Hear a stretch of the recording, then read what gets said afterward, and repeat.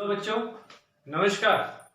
आज की हम इस क्लास में 3D जियोमेट्री से एक्सरसाइज नंबर 14.5 के कुछ क्वेश्चन हल करने जा रहे हैं। पिछली क्लास में बच्चों हमने इसकी थ्योरी भाग को पढ़ा था, जिसमें यह था कि यदि मेरे पास कोई दो विषमतलीय रेखाएं हो तो उन दोनों रेखाओं के मध्य की दूरी कैसे ज्ञात करें। तो हमने ये बात पढ़ी थी और एक्सरसाइज 14.5 के कुछ क्वेश्चन किए थे।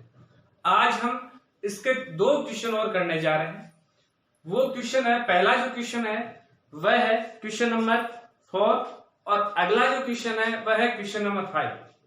तो देखो बच्चों, क्वेश्चन नंबर जो 4 है उसको हम हल करने जा रहे हैं। क्वेश्चन नंबर 4 में हमारे पास कहा गया है कि रेखाएं जिनके सदिश समीकरण निम्नलिखित है के बीच की न्यूनतम दूरी ज्ञात करनी है। तो देखो, सबसे पहले हमारे पास जो गिवन है, क्या क्या गिवन है, यहां से हमें दे रखा है आर सदिश इक्वल आर वेक्टर इक्वल, मतलब एक रेखा का समीकरण दे रखा है, वह इक्वल है 1 माइनस टी आई के प्लस यहां से दे रखा है टी माइनस 2 जे के और प्लस यहां से दे रखा है 3 माइनस 2 टी के। ये तो हो गया पहला। दूसरा हमारे पास एक और दे रखा है रेखा का समीकरण। पहले हम इसको सोल्व करते हैं, क्योंकि हमें इसको ए सदिश प्लस लेमड़ा बी सदिश रूप में परिवर्तित करना है। तो इसलिए सबसे पहले मैं इनको ब्रैकेट्स को ओपन करता हूं। तो आर सदिश इक्वल आएगा आई के माइनस टी आई के प्लस टी जे के माइनस 2 जे के प्लस 3 के और माइनस 2 टी के। सबसे पहले जिनमें टी नहीं है उन वाले पदों को हम एक तरफ करते हैं। तो आर सदिश इक्वल आई के माइनस 2 जे के प्लस आ चुका है 3 के और जिन पदों में हमारे पास टी है उनसे टी कॉमन लेते हैं और उन पदों को लिखते हैं। तो यहां से आएगा माइनस आई के प्लस जे के और माइनस 2 के। ठीक है बच्चों, तो ये हो गई इक्वेशन नंबर हमारे पास फर्स्ट। अब ये रूप आ चुका है, किसका आया रूप कि ए सदिश प्लस लेमड़ा बी सदिश। अब देखो बच्चों, यहां लेमड़ा की जगह क्या है, टी आया, बस है ये क्या, अदिश राशि है। अब उसके बाद में और देखें तो दूसरी रेखा का हमारे पास समीकरण दे रखा है आर सदिश इक्वल, वो देखते हैं। तो वह है एस प्लस 1 आई के प्लस 2s माइनस 1 जे के प्लस यहां से माइनस 2s प्लस 1 के दे रखा है। ठीक है बच्चों, अब एक बार फिर से हम जैसे हमने पहले को हल किया था वैसा का वैसा हम दूसरे को हल करने जा रहे हैं। तो आर सदिश इक्वल क्या आ जाएगा, एस आई के प्लस आई के प्लस 2s जे के माइनस 2s के और माइनस के। अब s वाले पदों को छोड़कर जो पद बचते हैं उनको हम एक तरफ करते हैं। तो यहां आएगा आई के माइनस जे के माइनस के और s वाले पदों से हम s को कॉमन लेते हैं और हमारे पास आता है आई के प्लस 2s आई के प्लस 2 जे के माइनस 2 के पा चुका है। ये हो गई रेखा नंबर 2 का समीकरण। अब हमने इसको परिवर्तित किया कि ए सदिश प्लस म्यू बी सदिश के रूप में। तो यहां म्यू की भूमिका जो निभा रहा है वह है एस। तो हम कहेंगे कि इसलिए A1 सदिश यहां से देखें तो A1 सदिश पहली वाली रेखा से आएगा, वह है A1 बराबर आई के माइनस 2 जे के प्लस 3 के। B1 सदिश देखें तो वह भी पहली वाली रेखा से आएगा, वह आया माइनस आई के प्लस जे के माइनस 2 के।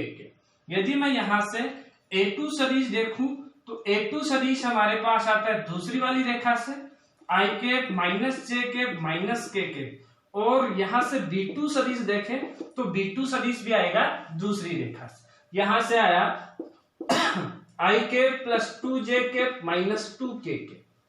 अब देखो, लघुत्तम दूरी ज्ञात करने का हमारे पास फॉर्मूला था, क्या था कि एस डी इक्वल टू, यहां मैं लिखता हूं एस डी इक्वल था मापांक A2 सदिश माइनस A1 सदिश और डॉट B1 सदिश क्रॉस B2 सदिश अपॉन मापांक और B1 सदिश क्रॉस B2 सदिश था। तो हमें ये ज्ञात करना है। तो सबसे पहले इसके लिए हमें A2 सदिश माइनस A1 सदिश ज्ञात करना होगा। तो मैं कहूंगा कि इसीलिए A2 सदिश माइनस A1 सदिश, इसको हल करते हैं। तो आई कैप सब्ट्रैक्ट आई कैप, 0 बचा, कुछ नहीं, माइनस जे कैप, ये माइनस माइनस हो जाएगा प्लस, तो यहां से बचेगा जे कैप, माइनस के कैप और ये भी माइनस हो जाएगा, तो -4 के कैप आ गया। अब हम बात करते हैं B1 सदिश क्रॉस B2 सदिश की। तो यहां से देखो, यहां हम हल करते हैं,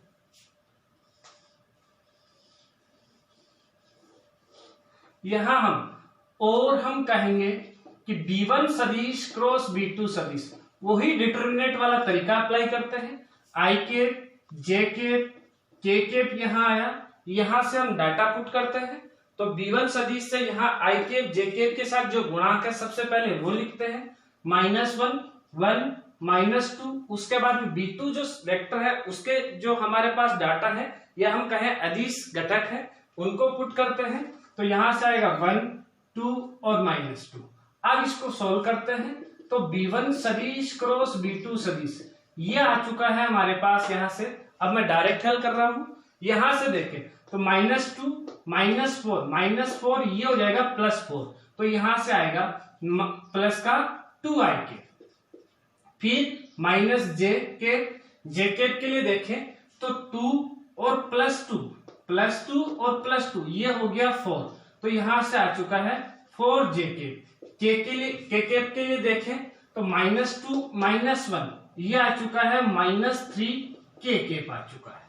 ठीक है, अब हम कहेंगे कि दोनों रेखाओं के मध्य की लघुत्तम दूरी, यदि ये देखें तो यहां से, इससे पहले देखो हमारे पास उस फॉर्मूले में एक बात और थी, इससे पहले हमारे पास फॉर्मूले में ये थी कि हमें मापांक भी ज्ञात करना है। तो हम कहेंगे इसलिए मापांक को B1 सदिश क्रॉस B2 सदिश ये आ जाएगा कि √2 का स्क्वायर प्लस -4 का स्क्वायर प्लस -3 का स्क्वायर। इसको सोल्व करते हैं तो हमारे पास आता है 4 + 16 20 और 3 का स्क्वायर किया 9 29, तो यहां से आ चुका है 29। अब हम कहेंगे कि इसलिए दोनों रेखाओं के मध्य की दूरी, यदि मध्य की दूरी को मैं शॉर्ट SD से लिख रहा था तो वह इक्वल था मापांक को A2 सदिश माइनस A1 सदिश डॉट B1 सदिश क्रॉस B2 सदिश और अपॉन मापांक को B1 सदिश क्रॉस B2 सदिश ये आ रहा था। यहां हम डाटा पुट करते हैं तो हमारे पास यहां से A2 सदिश माइनस A1 सदिश से आ रहा है आई कैप -4 के कैप और डॉट यहां से मैं देखूं B1 सदिश क्रॉस B2 सदिश आ रहा है 2i कैप -4 जे कैप -3 के कैप मापांक, और यहां से हमारे पास मापांक को B1 vector cross B2 vector ये आया है √29। अब मैं इसको हल करता हूं तो यहां स्केलर प्रोडक्ट करते हैं, अदिश गुणन करते हैं। अदिश गुणन करें तो आई कैप है नहीं, इसका मतलब इसका कोई हमारे पास मान नहीं आए। जे कैप के लिए देखें तो जे कैप के लिए -4 + 12 अपॉन √29। इसको हल करते हैं तो हमारे पास आता है 8 अपॉन √29 और यहाँ दूरी है तो हम लगाएंगे इका। ये हो चुका। अब हम बात करते हैं क्वेश्चन नंबर 5 की। हमारे पास क्वेश्चन नंबर 5 में दिया गया है कि निम्न रेखाओं के मध्य लघुत्तम दूरी ज्ञात कीजिए। तो लघुत्तम दूरी के लिए हमारे पास रेखा दी गई है, उनके मध्य लघुत्तम दूरी ज्ञात कर लेंगे तथा लघुत्तम दूरी वाली रेखा का समीकरण भी ज्ञात कीजिए। ये हमारे पास दे रखा है तो हमें इसको हल करना है। तो ये देखो दूरी वाली जो कहानी है इसमें ये तो सिंपल सी, परंतु हमें कहा गया है जिस रेखा के द्वारा हम दूरी ज्ञात कर रहे हैं उसका समीकरण ज्ञात करना है। तो मैं एक डायग्राम के माध्यम से समझा रहा हूं। मान लेते हैं कि ये हमारे पास कोई दो रेखा है, ठीक है, और इनके मध्य की जो लघुत्तम दूरी है वो रिप्रेजेंट कर रही है ये रेखा। तो ये रेखा इस पे भी लंबवत होगी, मान लेते हैं ये L1 है, ये L2 है, और लंबवत होती है, और इस पे भी क्या होगी, लंबवत। इस बिंदु को हम मान लेते हैं P और इस बिंदु को हम मान लेते हैं Q, ठीक है। तो हमें ये जो रेखा दी गई है, इस रेखा का हमें समीकरण भी ज्ञात करना है और हमें इन दोनों बिंदुओं के मध्य की दूरी भी ज्ञात करनी है। तो देखो ये रेखा, यदि हमारे पास इस रेखा से यदि हम बिंदु P के निर्देशांक ज्ञात कर लें और इस रेखा से हम बिंदु Q के निर्देशांक ज्ञात कर लें, तो हमारे पास दो बिंदुओं के निर्देशांक आ गए। उन दोनों बिंदुओं के मध्य की दूरी हम फॉर्मूले से ज्ञात कर सकते हैं और उन दोनों बिंदुओं से गुजरने वाली रेखा का समीकरण भी ज्ञात कर सकते हैं। अब ये ज्ञात कैसे करेंगे, देखो ये रेखा, या मैं कहूं PQ रेखा L1 के लंबवत है, ऐसे ही हमारे पास PQ रेखा L2 के क्या है, लंबवत। और इसी थ्योरी का हम उपयोग करते हुए इस क्वेश्चन को हल करने जा रहे हैं। तो यहां से कहेंगे गिवन दिया गया है, क्या क्या दे रखा है, पहली रेखा का समीकरण है, यहां से हमारे पास x -1/2 इक्वल दे रखा है, यहां से y +1/3 वो इक्वल है यहां से z/1, और हम इसको लेमड़ा के बराबर मान लेते हैं, और ये हो गई इक्वेशन नंबर फर्स्ट या रेखा नंबर फर्स्ट। और दूसरी यहां से रेखा है, उसका समीकरण है, वो दिया गया है x +1 यहां से दे रखा है 3, वो इक्वल है y -2 दे रखा है यहां से 1, और कोमा यहां से दे रखा है z = 2 दे रखा है। अब देखो यहाँ इक्वल नहीं है, यहाँ क्या है, कोमा। तो सबसे पहले तो हमें इस कोमा को हटाना है, ठीक है, या हम ऐसे कहें कि z = 2 इस रेखा का केवल और केवल निर्देशांक दे रखा है, इसका मतलब इस रेखा का दिक् अनुपात वह क्या होगा, 0 होगा। तो हम कन्वर्ट करते हैं, तो हमारे पास इक्वल में कन्वर्ट करेंगे इस कोमा को, तब आता है x +1/3 इक्वल y -2/1 इक्वल, इस 2 को तो हम इधर ले आएंगे, z -2 दिक् अनुपात क्या आ गया, 0, और वह इक्वल हम मान लेते हैं म्यू के। तो ये हो गई हमारे पास इक्वेशन। अब हम कहेंगे, इसलिए अब देखो ये रेखा पे बिंदु P था, इस रेखा पे बिंदु Q, तो सबसे पहले कहेंगे कि रेखा फर्स्ट पर बिंदु P के निर्देशांक, यदि हम इसको ज्ञात करें तो बिंदु P के जो निर्देशांक आ रहे हैं वो देखो क्या क्या आया, मतलब हमें x, y और z की वैल्यू निकालनी। तो वह आया 1 + 2 लेमड़ा इक्वल -1 + 3 लेमड़ा, वह इक्वल किसका आया, लेमड़ा।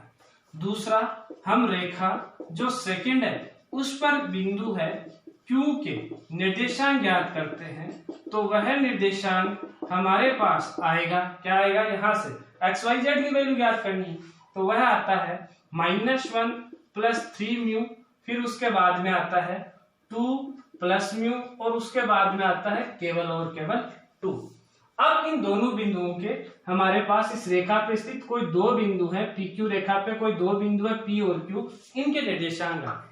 तो क्या मैं रेखा PQ के दिक् अनुपात ज्ञात कर सकते हैं, ज्ञात कर सकते हैं। कैसे ज्ञात करेंगे, दोनों बिंदुओं के निर्देशांक का डिफरेंस करते हैं। तो मैं कहूंगा कि इसलिए रेखा PQ के दिक् अनुपात, यदि मैं इसके दिक् अनुपात देखूं तो दिक् अनुपात में हम डिफरेंस करते हैं, और डिफरेंस में क्या आएगा, -1, ये माइनस तो -2, फिर मैं म्यू को लिखता हूं 3 म्यू, और फिर आया -2 लेमड़ा। अगला देखें तो 2 माइनस माइनस प्लस, यह आया 3 प्लस म्यू, और फिर आया -3 लेमड़ा। उसके बाद में यहां से आया 2 माइनस लेमड़ा, ठीक है। अब देखो हमारे पास इस रेखा PQ के दिक् अनुपात आ गए, रेखा L1 दे रखी है, रेखा L2 दे रखी है।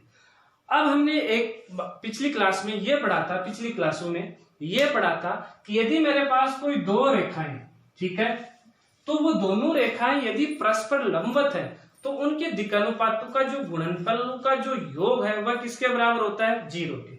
तो ये L1 और PQ परस्पर लंबवत है, तो इस L1 के दिक् अनुपात और इस PQ के दिक् अनुपात क्या होंगे, इनका गुणनफल करते हैं, उनका योग करते हैं तो वो 0 के बराबर होगा। तो मैं कहूंगा क्या कि इसलिए रेखा फर्स्ट और रेखा PQ, चूंकि रेखा फर्स्ट और रेखा PQ परस्पर लंबवत है, तो हम कहेंगे इसलिए इनके दिक्-अनुपातों का गुणनफल किसके बराबर होगा, 0। L जो रेखा फर्स्ट है उसके दिक्-अनुपात 2, 3 और -1, इस रेखा के हमारे पास दिक्-अनुपात आ चुके हैं। हल करते हैं, गुणनफलों का योग 0 के बराबर पुट करते हैं, तो वह आता है -4 + 6 म्यू -4 लेम्डा। उसके बाद में हमारे पास यहां से आता है प्लस में 9 + 3 म्यू और -9 लेम्डा, और फिर 1 से स्टार्ट करते हैं, तो 2 + का 2 - लेम्डा = 0। अब इसको सोल्व करते हैं, तो सबसे पहले मैं लेम्डा की वैल्यू पुट करता हूं, -4 लेम्डा -9 लेम्डा लेम्डा, ये हो चुका है -14 लेम्डा। फिर म्यू की वैल्यू देखते हैं, 6 म्यू 3 म्यू, ठीक है, ये आ चुका है +9 म्यू। उसके बाद में देखें -4 +9 और +2, ये आ चुका है हमारे पास +7 = हो चुका है 0। ये हो गई इक्वेशन नंबर 3। अब हम बात करेंगे कि हमारे पास इनकी कि रेखा L2 और ये जो रेखा है PQ, ये भी परस्पर कैसी है, लंबवत है। तो वही थ्योरी जो इसमें हमने उपयोग की थी उसी का हम यहां उपयोग करते हैं। तो यहां से देखो,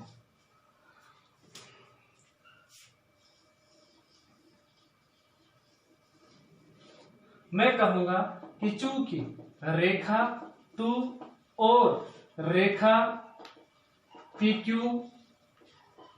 परस्पर लंबवत है, तो इसलिए इनके भी दिक् अनुपातों का गुणनफल किसके बराबर होगा, गुणनफलों का योग किसके बराबर होगा, 0 के। तो देखो हल करो, -6 लेम्डा +9 म्यू -6 लेम्डा, ठीक है, 1 से करो इससे मल्टीप्लाई, +3 + म्यू -3 लेम्डा, 0 से करेंगे 0 = आ गया 0। इसको हल करते हैं तो हमारे पास आता है -9 लेम्डा और +10 म्यू, और फिर आता है यहां से -3 -6 और +3, यही है शायद, देखो जरा, हाँ, तो यहां से आता है -3 और = आ चुका है 0। ये हो गई इक्वेशन नंबर 4। मैं कहूंगा इक्वेशन 3 और इक्वेशन 4 को क्या करने पर, हल करने पर, अब हम एक नया हल सीख रहे हैं। नया हल क्या है कि हमारे पास यदि इक्वेशन 2 है, वेरिएबल भी 2 है, तो हम 10 तक की क्लासों में पढ़ चुके हैं कैसे हल करते हैं। उस तरीके से हम बाहर आते हुए यदि हमारे पास हम एक और तरीका यूज करते हैं जो इजी है और क्वेश्चन को हल करने में आसानी है, जो हम पहले कर चुके हैं कि यदि मेरे पास इक्वेशन 2 है, वेरिएबल 3 है, तब मैं इसको कैसे हल करता था, तो वैसा का वैसा पैटर्न मैं यहाँ अप्लाई करता हूँ।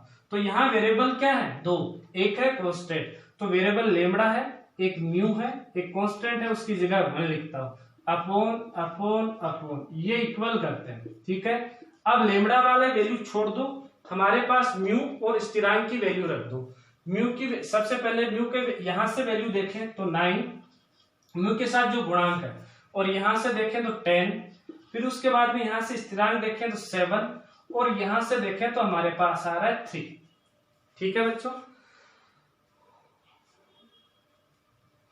अब उसके बाद आगे की तरफ चलते हैं, तो यहां से हमारे पास म्यू के लिए देखें, तो म्यू के बाद में हमारे पास स्थिरांक आता है, तो यहां से सबसे पहले स्थिरांक को लिखेंगे 7, यहां का स्थिरांक आया -3, उसके बाद में यहाँ म्यू की लेम्डा के जो गुणांक है वो लिखते हैं -14, और यहां से आ चुका है -9, ठीक है बच्चों। अब उसके बाद में स्थिरांक वाला भाग है, तो स्थिरांक को छोड़ के जो हमारे पास लेम्डा और जो म्यू के गुणांक है उनको पुट करते हैं, तो यहां से -14, यहां से आया -9, फिर यहां से आया 9, और यहां से आ चुका है म्यू की वैल्यू 10।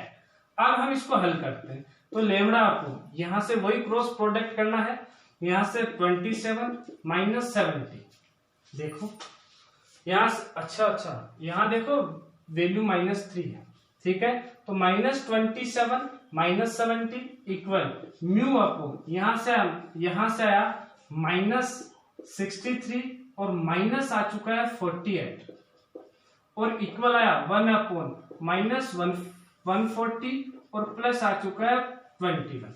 यहां से वैल्यू देखें तो लेमड़ा अपॉन आ गया है हमारे पास -97 इक्वल म्यू अपॉन यहां से वैल्यू आ रही है 111 इक्वल आ चुका है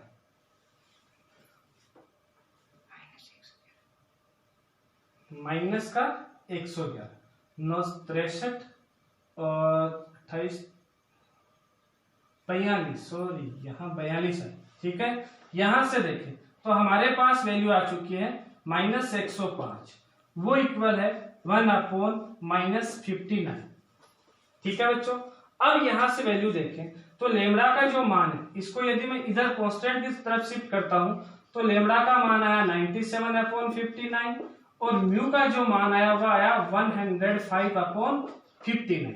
अब देखो हम यहां से लेमड़ा और म्यू का मान उपयोग करते हुए बिंदु P के निर्देशांक और बिंदु Q के निर्देशांक ये ज्ञात कर सकते हैं। एक बार मैं रफली इनको इधर लिखता हूं ताकि हमें यहाँ जरूरत पड़े तो हम इनका उपयोग कर सके। तो 1 + 2 लेमड़ा और -1 + 3 लेमड़ा और लेमड़ा था, ये तो P के लिए था। Q के लिए देखें -1 + 3 म्यू और 2 + म्यू और 2 था, ठीक है, ये Q के लिए था। अब देखो हम कहेंगे लेमड़ा और म्यू का मानों का उपयोग करते हुए हम कहेंगे बिंदु P और Q के निर्देशांक ज्ञात करते हैं। तो सबसे पहले हम यहां से कहते हैं कि इसलिए बिंदु P के निर्देशांक, यदि बिंदु P के निर्देशांक देखें तो वह हमारे पास आ रहा है बिंदु P के जो निर्देशांक है। तो देखो बिंदु P के निर्देशांक ये थे, यहां लेमड़ा की वैल्यू पुट करते हैं तो आएगा 1 + 2 × 97 अपॉन 59 कोमा -1 + 3 × 97 अपॉन 59 और कोमा फिर केवल और केवल लेमड़ा का मान है तो 97 अपॉन 59। ये आ चुका है हमारे पास किसका मान, बिंदु P के निर्देशांकों का मान। हल करते हैं इसको तो यहां से 59 + 4 18 × 19 बटा 59 और फिर यहां से -59 प्लस 7 21 9 27 तो 29 बटा 59 और ये आया 97 अपॉन 59। फिर से हल करते हैं तो हमारे पास यहां से आता है 3 9 4 13 5 और 253 बटा 59। इसको हल करते हैं तो यहां से आता है 2, यहां आया 6 तो 3 और फिर बचता है 2 अपॉन 59 प्लस का और यहां से आया 97 अपॉन 59। ये आ चुका है बिंदु P के निर्देशांक। हम कहेंगे बिंदु Q के निर्देशांक, तो बिंदु Q के निर्देशांक देखो, बिंदु Q के निर्देशांक ज्ञात करने हैं तो बिंदु Q में हम किसकी वैल्यू पुट करेंगे, म्यू की, और म्यू की यहाँ वैल्यू पुट करते हैं तो -1 + 3 × 105 बटा 59 प्लस 2 + 105 बटा 59 और ये रह गया 2। अब इसको हल करते हैं तो यहां से -59 प्लस यहां से 315 बटा 59 और यहां से आ चुका है 8 और 10 से 11 118 प्लस 105 बटा 59 और ये आ चुका है 2। इसको हल करते हैं तो यहां से आएगा 6, यहां कैरी, यहां आ गया 5, यहां कैरी 256 बटा 59। अगले को हल करते हैं तो आता है 2 2 3 223 बटा 59 और अगले में आ चुका है 2। तो ये आ गए हमारे पास बिंदु P और बिंदु Q के निर्देशांक।